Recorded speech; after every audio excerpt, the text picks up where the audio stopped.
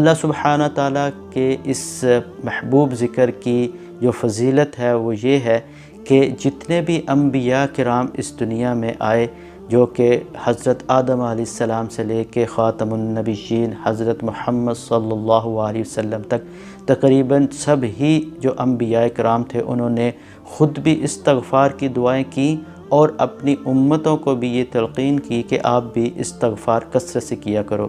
استغفار سے اللہ سبحانہ تعالیٰ کی بہت خوشنودی وابستہ ہے۔ اللہ سبحانہ تعالیٰ خوش ہوتے ہیں جب اس کا بندہ اس کی طرف رجوع کرتا ہے، اس سے معافی مانگتا ہے، اس سے اپنی رحمت طلب کرتا ہے۔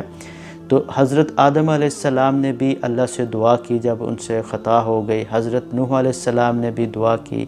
حضرت موسیٰ علیہ السلام نے بھی اللہ سبحانہ تعالیٰ سے دعا کی۔ یہ ساری چیزیں قرآن پاک میں اللہ تعالیٰ خود بیان کرتے ہیں کہ کیسے انبیاء کرام سے بھی جب کوئی خطا ہو جائے